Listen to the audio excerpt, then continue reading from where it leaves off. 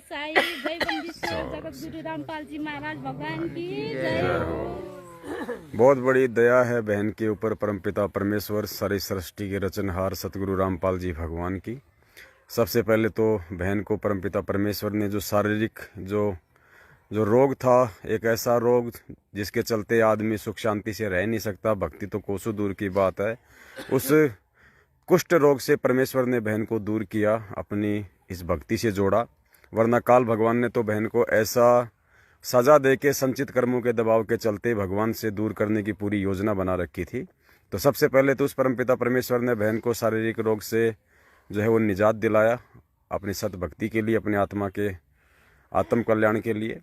उसके बाद में काल भगवान ने फिर से बहन के ऊपर एक दूसरा डोरा डाला, अपना अज्ञान वाला, और जो भी भक्ति विरुद्ध जो कुकर्म थे, जो कि सतलोक आश्रम मैनेजमेंट हरियाणा नेपाल के द्वारा वहाँ के भगत भाई बहनों से पिछले 7 वर्षों से करवाए जा रहे हैं, उनके कर्म फोड़वाए जा रहे हैं, परमेश्वर के वचन को वहाँ पे तोड़वाया जा रहा है, ताकि इस परमेश्वर से जुड़ने के बाद भी उन मर्यादाओं के टूट जाने के चलते और परमेश्वर के अटल विधान के चलते उन आत्माओं को कोई लाभ ना हो, और धीरे धीरे वो आत्माएं इस परमेश्वर में और इस भक्ति में दोष देखना बंद कर दें,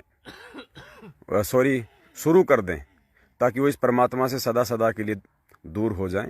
लेकिन बहन के ऊपर एक विशेष मेहर की परमात्मा ने, और सत्सेवकों की वीडियो बहन के पास में आने लगे, सच्चाई से बहन रूबरू हुई, और जो हिसार की तारीखों पे इतना बड़ा जो एक षड्यंत्र था वहाँ से भक्तों का श्वास और पैसा बर्बाद करने का, उससे भी बहन को परमात्मा ने बचाया। और उसके बाद बहन ने वहाँ के जो सारनामी भगत है उनसे भी बहन ने काफ़ी बातें की, क्योंकि बहन को इतना विश्वास हो गया अपने परमपिता परमेश्वर पे, बहन ने गोली दवाई लेने से भी साफ साफ मना कर दिया। तो बहन के परिवार वालों ने भी इन पर दबाव डाला कि आप इनको डस्टबिन में क्यों डाल रही हैं गोली दवाई को, और आप ऐसा नहीं करोगी तो आपको नुकसान उठाना पड़ेगा, आपको और ज़्यादा दिक्कत हो जाएगी। तो बहन ने कहा कि भैया मुझे भगवान मिल गया, मुझे परमात्मा मिल गया है, और मैं तो मरना बेहतर समझूंगी, ये दुनिया का सर्वश्रेष्ठ डॉक्टर है, ये परमात्मा है, इसकी शरण में आके मैं ये गोली दवाई बिल्कुल नहीं खाऊंगी। अगर मेरा भगवान समर्थ है और मेरे भगवान ने इतने बड़े बड़े जो चमत्कार करके हमें दिखाए हैं, 650 साल पहले रामानंद जी की कटी हुई जो है गर्दन को जोड़ा, सेव की कटी हुई गर्दन को जोड़ा, सिकंदर लोदी का जो असाध्य रोग था उसको परमेश्वर ने दूर किया। तो यदि मुझे विश्वास है कि धरती पे वही परमात्मा आज साक्षात मेरे गुरुदेव के रूप में प्रकट है, तो मेरा रोग ठीक क्यों नहीं करेगा, मैं यदि मर्यादा में रहूंगी तो। और उसके बाद बहन को फिर साध संगति मिली, नेपाल की जो कमला बहन है, जो मुन्नी दासी है, उनसे बहन का जो है संपर्क हुआ, और परमेश्वर के ज्ञान आधार से बहन ने अपनी मर्यादाओं को ठीक किया, और परमपिता परमेश्वर से अपने तमाम जाने अनजाने की उन गलतियों की क्षमा याचना की। और आज स्थिति ये है कि आज बहन पूरी तरह से संतुष्ट है, आज बहन की आत्मा बिल्कुल गदगद है, और परमेश्वर जो प्यार प्रेम और एकता अपनी सत भक्ति के चलते पूरे विश्व में कायम करके जो कलयुग में सतयुग लाना चाहते हैं, उसके प्रभाव के चलते आज बहन उस प्यार और प्रेम के चलते आज बहन नेपाल से हजारों किलोमीटर दूर से आज बहन अपने अन्य भगत भाई बहनों के साथ में यहाँ पे इंडिया आई, और 2 दिन से बहन यहाँ पे जयपुर लाइव साध संगति में है। परमेश्वर की बहुत बड़ी दया है, सभी की आत्मा बड़ी प्रसन्न है, और पुण्यात्माओं नेपाल के जो हमारे भाई बहन हैं उनसे भी हम यही प्रार्थना करेंगे।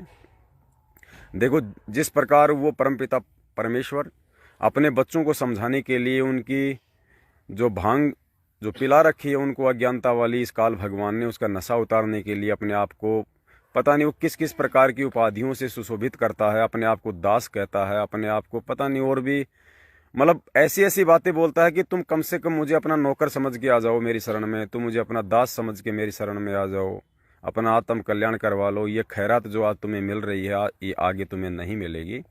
तो उसी प्रकार हम सत्सेवक भाई बहन, चाहे इंडिया से हों चाहे नेपाल से हों, हम सभी अपने तमाम देश विदेश में बैठे उन भाई बहनों से हम लोग यही विनती करेंगे, हम उनसे यही हाथ जोड़ के प्रार्थना करेंगे कि आप हमें कुत्ता समझो, आप हमें जो है उस परमेश्वर का ना सही, लेकिन आप हमें अपना दास समझिए, आप हमें जो मर्जी कहिए, आप हमें गालियां दीजिए, आप हमें गुरुद्रोही कहिए, हमें आपकी बातों का 1% भी कोई बुरा नहीं लगता है, क्योंकि स्थिति का हमें पता है कि काल भगवान ने जो स्थिति इस परमेश्वर के ज्ञान को नीचा दिखाने के लिए, आत्माओं को तोड़ने के लिए जो पैदा की हुई है, उसमें आपका भी कोई दोष नहीं है। दोष यदि है तो हमारे कमज़ोर भक्ति जो है वो संस्कारों का है।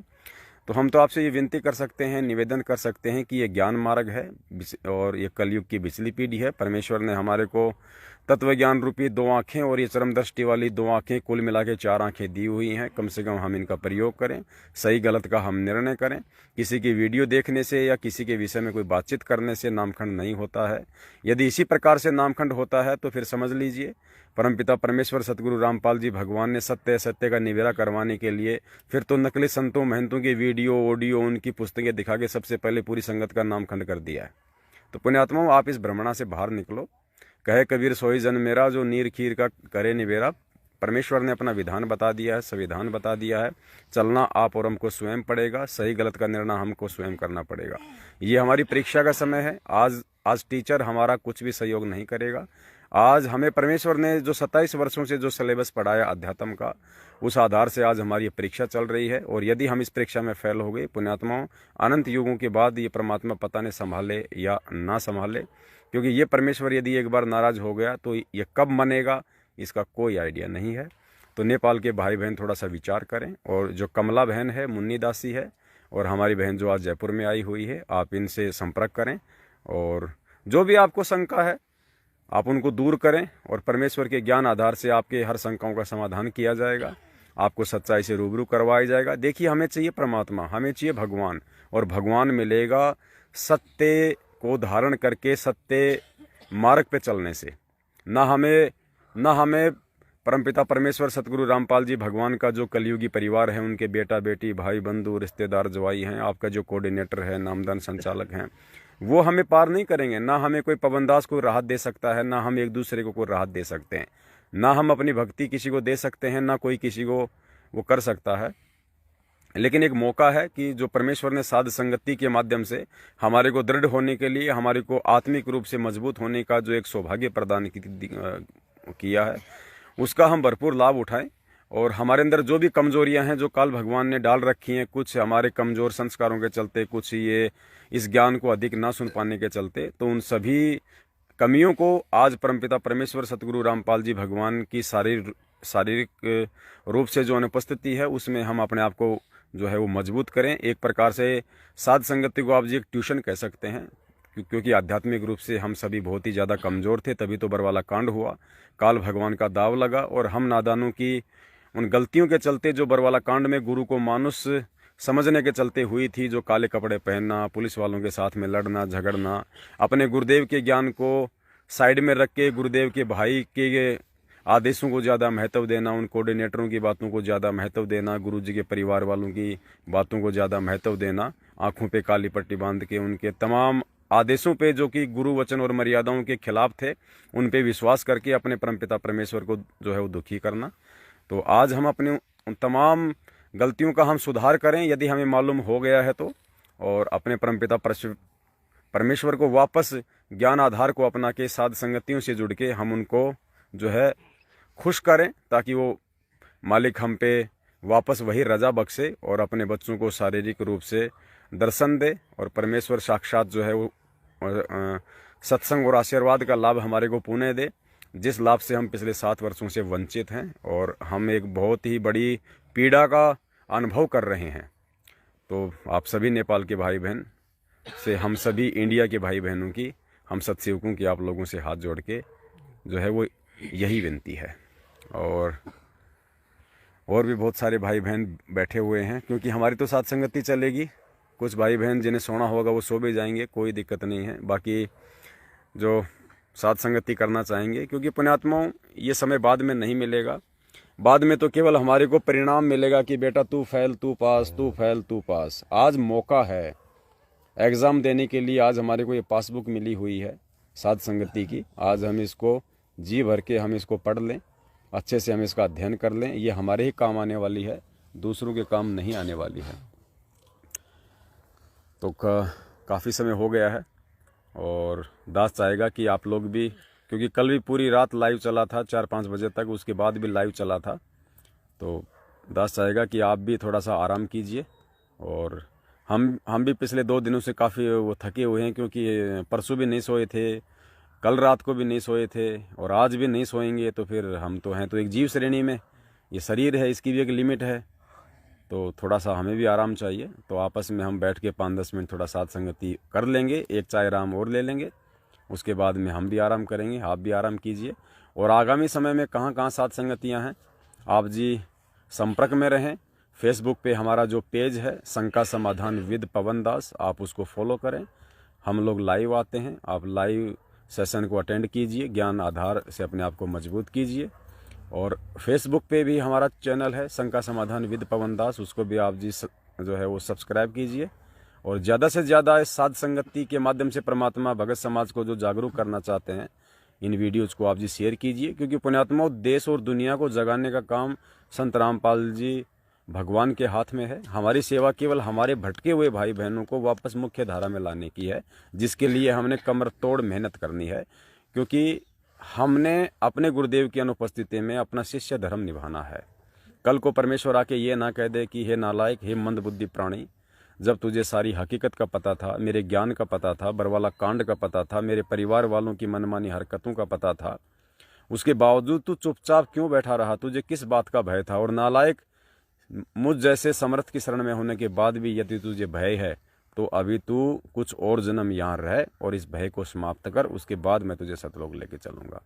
तो पुण्यात्माओं, हम वो मौका नहीं देना चाहते हैं परमपिता परमेश्वर जी को, हम वो समय नहीं आने देना चाहते हैं कि जब कल को पूज्य गुरुदेव जी हिसार जेल से बाहर आएँ तो हमें एक शर्मिंदगी महसूस करते हुए कि उनकी अनुपस्थिति में सारी सच्चाई से परिचित होने के बाद भी हम हाथों में चूड़ियाँ पहन के बैठे रहे, वो गर्दन हमारी नीची ना हो उस समय।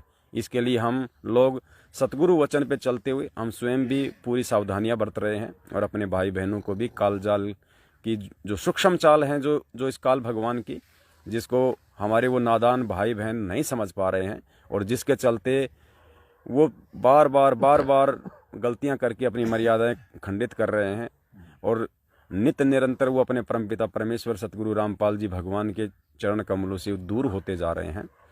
तो उनको वापस मुख्य धारा में ये लाने की छोटी सी हमारा ये प्रयास है। और पिछले 7 साल से गुरुदेव के आशीर्वाद और गुरुदेव की सत प्रेरणा से हम सभी भाई बहन प्रयासरत हैं। और अब तो ये प्रयास जो है ये परमेश्वर ने इतना आगे बढ़ा दिया है कि आज आपको इस साथ संगति के कार्यक्रम में यदि 1000 से 1200 भक्तों का एक समूह दिखाई दिया है, तो पुण्यात्माओं आने वाले 2 से 3 महीने में जो साध संगति का जो बड़ा प्रोग्राम होगा, और हम कोशिश कर रहे हैं कि परमपिता परमेश्वर के आशीर्वाद से वो राजस्थान के अजमेर ज़िले में होगा, अजमेर ज़िले के किशनगढ़ में होगा। वहाँ पे आगामी जो आएगा जो फेस्टिवल है इस काल का होली पे 2 दिन का वहाँ पे महाप्रोग्राम होगा, जिसमें देश विदेश के भाई बहन जैसे आज जयपुर में आए हैं वैसे ही वहाँ पे आएंगे। जयपुर समागम से पहले हम आपको मतलब सूचित नहीं कर पाए थे और ये हमें खेद रहेगा हमें इस बात का, और हम गुरुदेव से समय याचना मांगते हैं कि परमेश्वर समय थोड़ा कम था जिसके चलते हम आपके बच्चों की अच्छी तरीके से सेवा नहीं कर पाए, उसके लिए परमात्मा आप हमें जो है माफ़ कीजिए और मालिक आप हमें आगे के लिए जो है वो सद्बुद्धि बख्शें। और होली का जो प्रोग्राम होगा वो पहले से ही एक अच्छी जगह पे बुक किया जाएगा जहाँ पे सारी सुविधा होंगी, लैट्रिन बाथरूम से लेके या और जो भाई बहन जो आएंगे उनको ज़्यादा जो है वो डिस्टेंस पार ना करनी पड़े। एक ऐसा मतलब पॉइंट होगा जहाँ से उनको ज़्यादा भ्रमने और भटकने की आवश्यकता नहीं होगी। लाने ले जाने के लिए भी जो है सारी उनको हम सुविधा प्रोवाइड करवाएंगे, ताकि परमेश्वर की आत्माओं को रति भर भी कोई कष्ट ना हो कोई किसी प्रकार का। क्योंकि इस धरती पे वर्तमान में सत्सेवकों के रूप में जिन पुण्यात्माओं की छटनी हो रही है, जो साध संगति से जो जुड़ रही हैं, ये हैं वो परमेश्वर की विशेष पुण्य आत्माएं, जिनके लिए परमात्मा बार बार इस शब्द का जिक्र करते हैं। वरना पुण्यात्मा शब्द तो उसमें परमेश्वर ने कमाल के लिए भी यूज किया होगा जब उसको प्रथम बार अपने शरण में लिया होगा कि ये कितनी अच्छी पुण्यात्मा है जो काल जाल से निकल के मेरी शरण में आई है, और वो पुण्यात्मा आगे चल के गुरुद्रोही बन जाती है। तो पुण्यात्मा तो परमेश्वर कहेगा, लेकिन वास्तव में असल में वो पुण्यात्माएं कौन है ये तो ज्ञान आधार से आज आपको स्वयं ही फैसला लेना पड़ेगा। और ऐसी पुण्यात्माओं की सेवा भाव में यदि हम नीचों से कोई त्रुटि हो जाएगी तो वो आत्मा दुखी होगी, तो हमारा भगवान दुखी होगा, हमारा परमात्मा दुखी होगा। क्योंकि हमारा यहाँ पे कुछ भी नहीं है, जो भी दिया हुआ है परमपिता परमेश्वर जी का है, और वो उन्हीं के चरण कमलों में और उन्हीं की जो पुण्यात्माएं इनकी सेवाओं में समर्पित है। हमारा कुछ नहीं है, ना लाए थे ना लेके जाएंगे। यहाँ हम एक दूसरे भाई बहनों के माध्यम से जो साथ संगतियाँ कर रहे हैं, धर्म भंडारे कर रहे हैं, गुरुदेव ने बताया कि बेटा ये दूध देने वाली गाय है, जितना तुम इनकी सेवा करोगे तो हमें उसका कई गुना देगा भगवान। तो हम इस मौके को नहीं चूकेंगे, क्योंकि परमेश्वर ने हमारे को सच्चाई से परिचित करवा दिया है।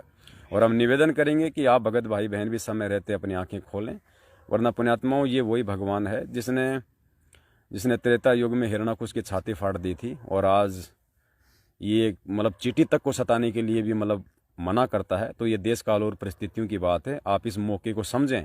हमेशा आपको परमात्मा संत रूप में नहीं मिलेगा, क्या पता कहीं किसी युग में आपके किसी कुकर्म के चलते हिरणाकुश जैसी आत्मा के रूप में जन्म हो जाए और भगवान को फिर नरसिंह रूप धारण करके आपका सीना फाड़ना पड़े। तो आज मौका है, आज अपने मालिक के चरण कमलों से लगे रहो, उनसे लिपटे रहो। और परमात्मा कहते हैं कि शरण पड़े को गुरु संभाले, जान के बालक भोला रहे, कहे कबीर तुम चरण चित्रा को ज्यों सुई में डोरा रहे। तो ये सुई और जो ये धागे का जो प्यार है, जो गुरु और उस शिष्य का जो ये प्रेम है, ये कभी ना टूटे।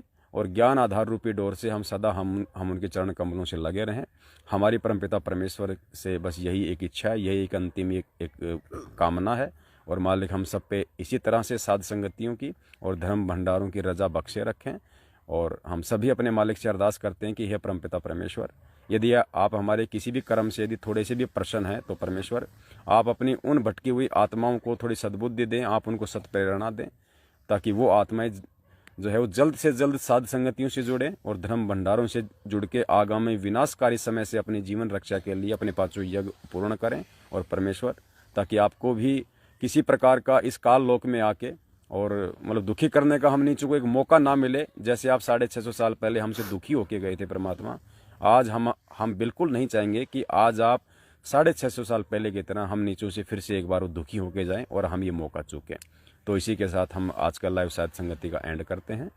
फिर मालिक दया करेंगे, फिर हम आपके सामने आएंगे। बंदी छोड़ सतगुरु रामपाल जी भगवान की जय हो। सत साहिब। जिसके सिर पर कृपा गुरु की, वो दुख कैसे पाएगा। जिसके सिर पर कृपा गुरु की, वो दुख कैसे पाएगा। नाम गुरु जी का जप लेगा, नाम गुरु जी का जप लेगा, जीवन सफल बनाएगा। जिसके सिर पर